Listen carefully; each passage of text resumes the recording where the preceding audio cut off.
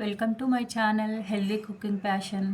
ఈరోజు నేను వెజిటేబుల్ దమ్ బిర్యానీ చేయబోతున్నాను. దానికి ఫస్ట్ వెజిటేబుల్స్ తీసుకోవాలి. Cauliflower, capsicum, carrot, beans, paneer, tomato, ఆలు. నా స్టైల్లో చేయబోతున్నాను, చూడండి ఎలా ఉంటుందో. అలాగే ఇప్పుడు నానబెట్టిన రైసు ఇవి ఒక 30 కేజీ ఉంటాయి. 3 గ్లాసులు నానబెట్టుకున్నాను కడిగి.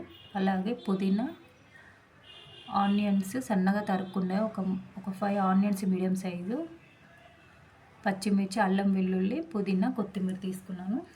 ఇవి బిర్యానీ మసాలాలు, ధనియాలు అన్ని మసాలాలు వేసాను, పచ్చివే పౌడర్ చేశాను.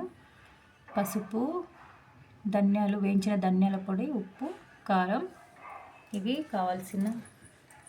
ఇప్పుడు ఒక మందంగా ఉన్న గిన్నె పెట్టుకోవాలి. స్టవ్ వెలిగించుకొని బిర్యానీలోకైనా పలావ్కైనా ఇలా మందంగా ఉన్న గిన్నె పెట్టుకుంటే బాగా దమ్కు అవుతుంది, మాడకుండా ఉంటుంది. అందులోకి ఆయిల్ వేసుకోవాలి. సరిపడా ఆయిల్ వేసుకోవాలి. నేను మరీ ఎక్కువగా వేయట్లేదు, నార్మల్గా వేస్తున్నాను. సన్నగా తరుక్కున్న ఆనియన్స్ వేసి బ్రౌన్గా ఫ్రై చేసుకోవాలి. అంతలోగా మిక్సీ జార్లో పుదీనా, కొంచెం ఆనియన్, పచ్చిమిర్చి, అల్లం వెల్లుల్లి పేస్ట్ లాగా చేసుకోవాలి. ఇవి బ్రౌన్గా అయిపోయాయి ఆనియన్స్. ఇవి తీసేసి ఆ ఆయిల్లోనే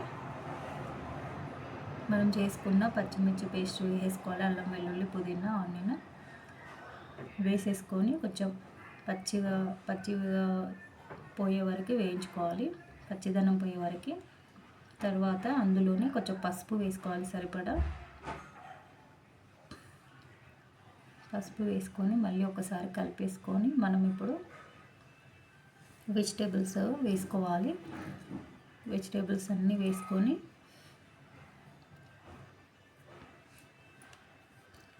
క్యాలీఫ్లవర్, క్యాప్సికమ్, మీరు వెజిటేబుల్స్ నేను ఇప్పుడు ఆ రైస్కి సరిపడా తీసుకున్నాను.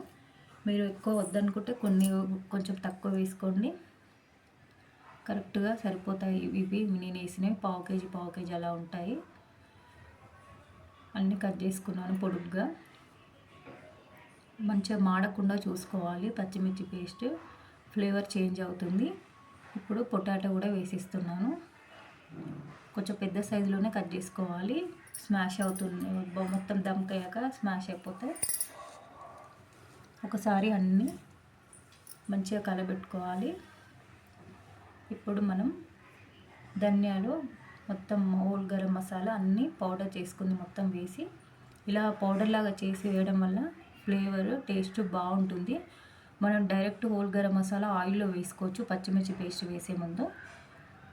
కాకపోతే అవి మధ్యలో తగిలినప్పుడు అంత డిస్టర్బెన్స్ ఉంటుంది, మనకు రైస్ అంత ఫ్లేవర్ చేంజ్ అవుతుంది. ఇలా పౌడర్ వల్ల టేస్ట్ బాగుంటుంది, అలా వేరి పక్కకు పడేయకుండా ఉంటుంది. ఇప్పుడు రైస్లో కడిగి నానబెట్టుకున్న రైస్లోకి మనం అన్ని మసాలాలు వేసుకుందాం. బిర్యానీ ఆకు, ఇది రాతి పువ్వు, అలాగే లవంగాలు, కొంచెం ఇలాచి, కొద్దిగా వేస్తున్నాను నేను మసాలా. ఇలాచి వేసాను. అలాగే పుదీనా, కొంచెం కొత్తిమీర, ఒక 3 పచ్చిమిర్చి ఇలా కట్ చేసి వేసాను పొడుగ్గా. సాల్ట్ వేసాను. అందులోకి కొంచెం ఆయిల్ వేయాలి. ఆయిల్ వల్ల కొంచెం రైస్ పొడిలాడుతూ వస్తుంది.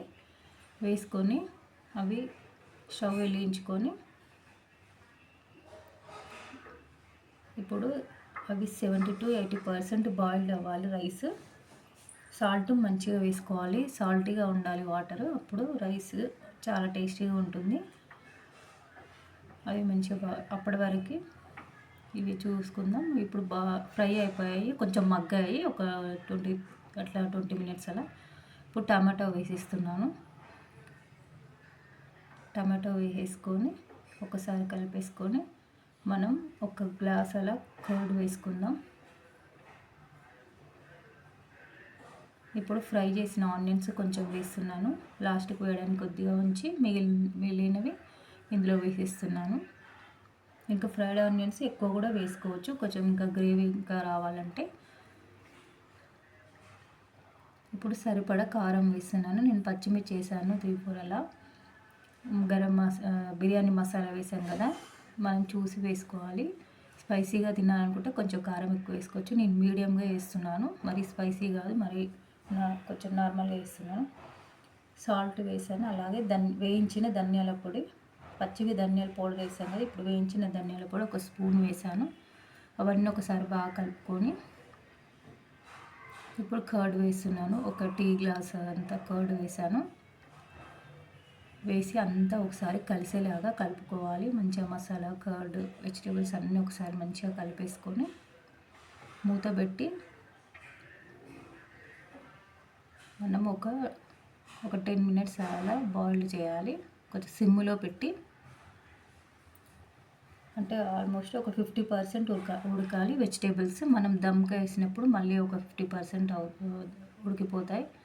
ఇప్పుడు కొంచెం పుదీనా, కొంచెం కొత్తిమీర, అలాగే పన్నీరు ఇప్పుడు లాస్ట్లో వేసుకోవాలి. ఒక హాఫ్ చెక్క నిమ్మకాయ పిండుతున్నాను. బిర్యానీలోకి నిమ్మకాయ చాలా టేస్టీగా ఉంటుంది. నిమ్మకాయ పిండి ఇప్పుడు మనం కొద్దిసేపు మూత పెట్టి, ఇప్పుడు స్టవ్ ఆఫ్ చేశాను. ఆఫ్ చేసి ఇప్పుడు పన్నీర్ వేస్తున్నాను. పన్నీర్ వేసుకొని ఎక్కువ కలపొద్దు, అంత విడిపోతాయి. బాగా కొంచెం నిదానంగా కలుపుకొని ఇంకా మనం రైస్ వేసుకుని ఇప్పుడు స్టవ్ ఆఫ్ చేశాను.